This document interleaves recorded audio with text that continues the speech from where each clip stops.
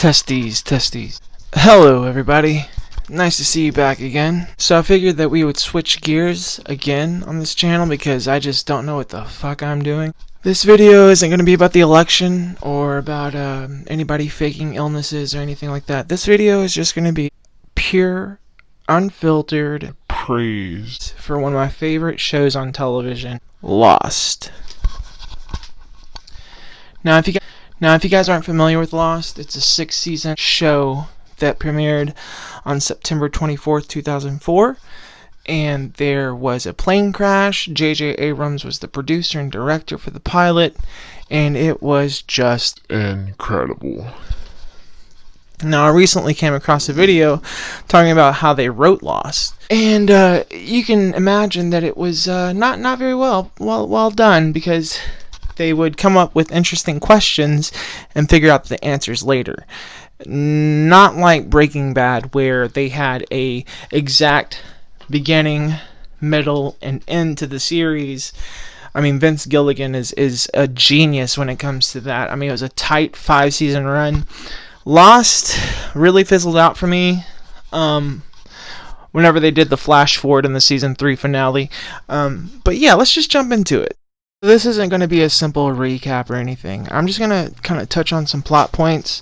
Like, that opening pilot was probably the strongest pilot that I've ever seen. It was 2 hours long of just pure, unadulterated fun and zero exposition, no narration or anything like that. It reminded me a lot of Breaking Bad's pilot, where everything served a purpose. You have your ensemble cast, like Jack Shephard, he's the main character and the pro bono leader of the group. He's a doctor, so of course why wouldn't he be? Then you have Hurley, who is the quote-unquote comic relief, just because he was the fat guy, but for all you guys that know, he ended up being the leader. I mean, there's so many loose ends to this show. It's incredible that they even were able to finish it in the first place.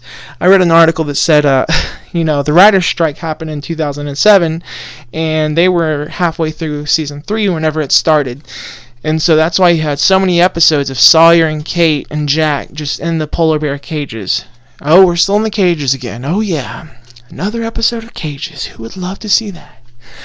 But I really find it interesting, the Dharma Initiative. Like, even though they kind of lost me around season 3, I really enjoyed Sawyer's arc in season 5 as LaFleur. That's whenever basically they started time hopping. I'll get to that in a little bit, but the build-up is amazing, because season 1 is all about mystery and intrigue, right?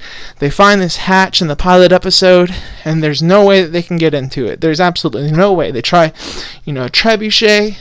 Yeah, I had to Google that. Trebuchet, because John Locke is an outdoorsman who was in a wheelchair on the mainland, but on the island, he can magically walk. So it's obvious that this island does have some sort of healing or magical properties. It's very vague, so that they can pretty much do whatever they want with it. That's the way the writers of Lost work. They ended up writing themselves into corners and some deus ex machina to get out the main character, because they're full of plot armor. Except for the last season, where main characters are just dropping like flies because it was time to wrap up the whole thing. It was a funny story. The last season, when it actually wasn't even supposed to happen, they actually had to fight really hard for that. But as I was saying, though, they finally get into the hatch at the finale of season 1, and then what's in the hatch? Well, they left you on a cliffhanger. I mean, it was worse than the cliffhanger with Negan in The Walking Dead and who he killed with his baseball bat, Lucille. But it turns out to be this guy, Desmond. He is part of something called the Dharma Initiative, which is something personally that I really wish they would have delved deeper into, because the Dharma Initiative was a group that went to the island back in the 70s. They were a group of scientists and students to learn more about the magnetic and magical and just the all-around weird properties of this island. Now, season 3 ended with my favorite character, Charlie Pace, the bassist, his death. You saw a minute ago where he held up the Not Penny's Boat sign on his hand right before he died. R.I.P. Charlie, still one of the hardest deaths on TV for me. But that being said, though, this show had such potential. It really did.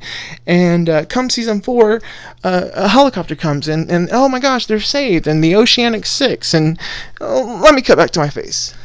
Now, if you think that this is convoluted right now, we're just getting started. There's this thing called the smoke monster that was introduced in the pilot episode that just kind of gets swept under the rug by season 6. It was this big, immovable force, and it was terrifying. It killed many people, and yet we find out in the season finale, the series finale, that it's just Jacob's nemesis, the Man in Black.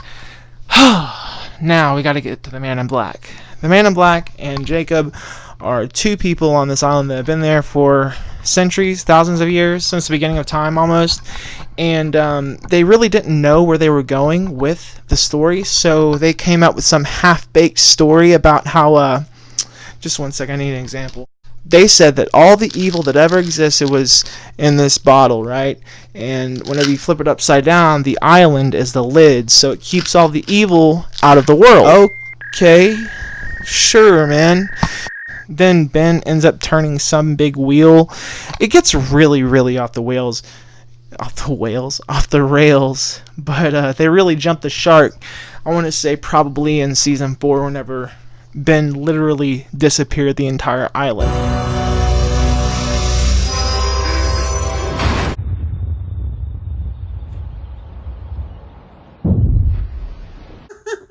I'm sorry, that was just so stupid looking.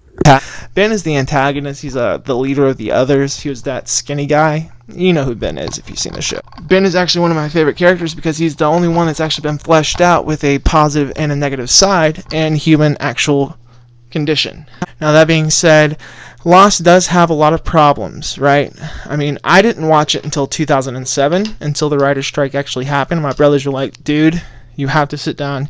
You have to watch this show.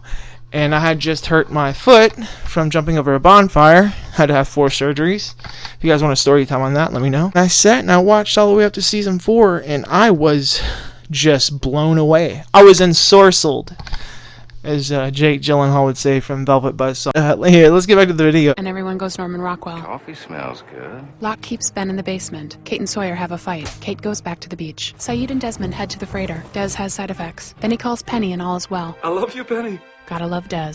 Back on the island, Claire goes missing. Dad? Ben tells Locke the freighter is Charles Widmore's boat. Widmore is Penny's father. Charles Widmore wants to exploit this island. Ben rallies Richard Alpert and the others, and Widmore's men are defeated. Ben gives the island to Locke because he's the new leader of the others. Welcome home. Locke gets his marching orders. He wants us to move the island.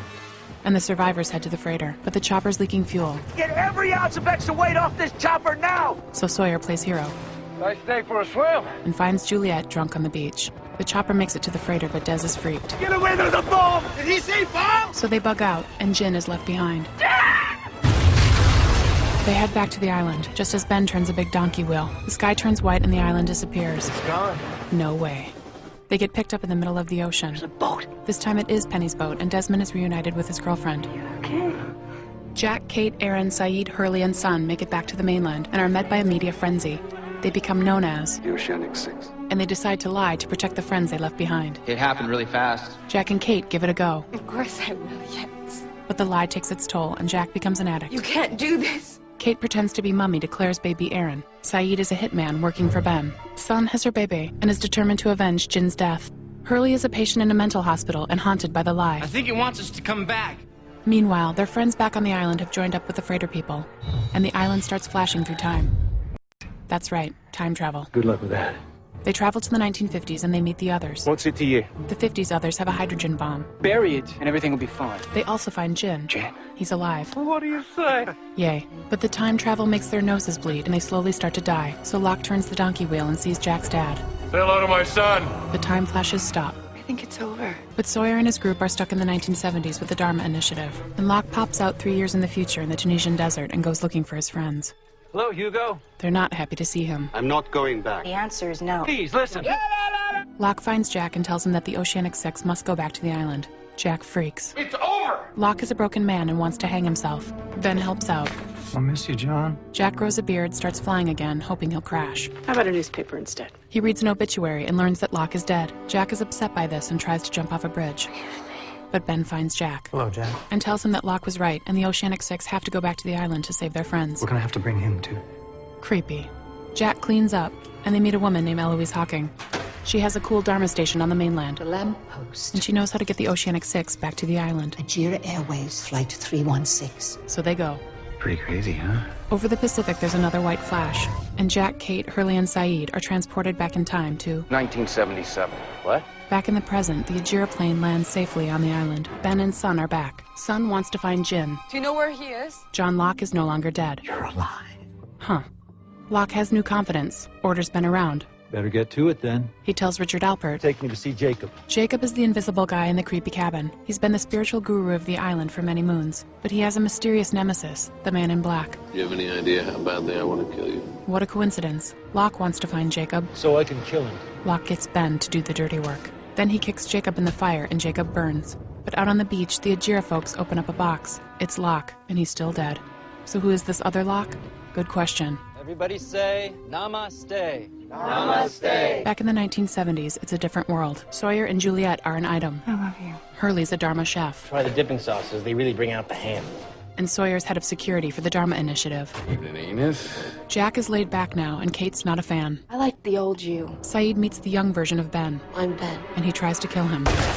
But the others save his life. We're going to take care of you. Faraday arrives Welcome to the meeting, Twitchy. with an idea to change the future. I'm gonna detonate a hydrogen bomb. He says that setting off the bomb will negate all the electromagnetic energy on the island. Interesting. So there will be no hatch, Desmond will never have to push the button, and Oceanic 815 will never crash. Kinda nice.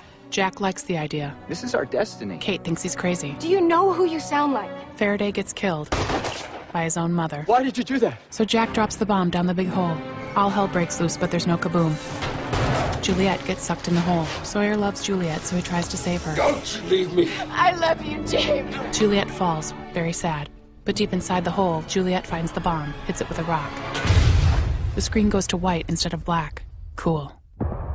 So that was basically like a recap of the entire show, but the cool thing about it is that, you can't just jump into it. You kind of have to watch it from the pilot episode all the way up to the 100th episode in season 6. Season 6 it's tough to get through. I'm just going to go ahead and tell you that. It's really hard to get through.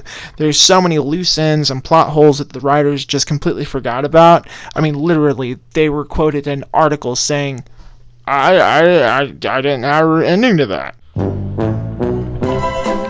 You're a writer for ABC and you're probably being paid more than I make in a decade, and you don't have an ending for one of the most critically acclaimed shows on cable television?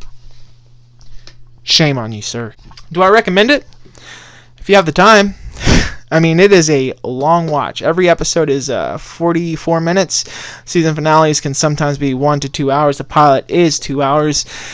However, I will warn you that it is quite addictive. Now, there were some storylines that I just wasn't interested in, like Sun and Jin. They're the South Korean couple. I didn't really relate to them, even though I am Japanese. I just kind of tuned that out because it was kind of hard for me to watch. But other than that, I mean, Lost is. The potential is there. There is so much potential there. And they could have done such amazing things if only... I mean, I read an interview, and I'll put it up on the screen, where Damon Lindelof said, "We filmed 54 episodes of Lost in 12 weeks. And Damon Lindelof also wrote and directed Watchmen, which is... I might be doing a review on that if this does well. But they had 2 years to write 10 episodes of Watchmen. And he said that was probably the main reason why Lost suffered so much, was just actor fatigue, writing fatigue. You have all these massive questions like, what's in the hatch? Who's the smoke monster? What is the Dharma Initiative? Where's this yacht come from? There's so many questions that just never have an answer. And fans were pretty upset about that. I just found this clip that I just really want you guys to see. It's just kind of the epitome of what made Lost great. And my second favorite character, John Locke, is the star of it. So check it out. The walkabouts we arrange here are not just some stroll through the park. It's trekking across vast stretches of desert, rafting, bloody treacherous waters. Look, you've got no idea who you're talking to. I'm well aware of what's involved. Believe me, I probably know more than you on the subject. In any case, It's a trying ordeal for someone in peak physical condition. That alone... Look, I booked this tour a month ago. You've already got my money. Now, I demand a place on that bus. You misrepresented yourself. I never lied. By omission, Mr. Locke. You neglected to tell us about your condition. My condition is not an issue. I've lived with it for 4 years. It's never kept me from doing anything. Well, unfortunately, it is an issue for our insurance company. I can't keep the bus waiting any longer. It isn't fair to the other people. Don't talk to me about fair. I'll get you on a plane back to Sydney on our dime. It's the best I can do. No, I don't want to go back to Sydney. Look, I've been preparing for this for years. Just put me on the bus right now. I can do this. No, you can't. Hey, don't you walk away from me. You don't know who you're dealing with. Don't ever tell me what I can't do, ever. This is destiny. This is destiny. This is my destiny. I'm supposed to do this, damn it! Don't tell me what I can't do! Don't tell me what I can't...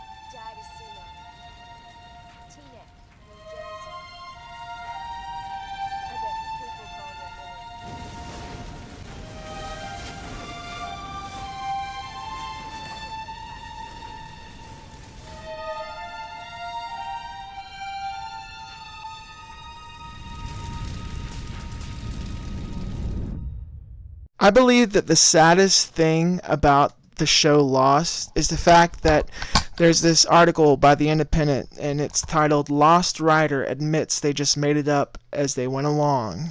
And this came out in 2014, 4 years after the series finale.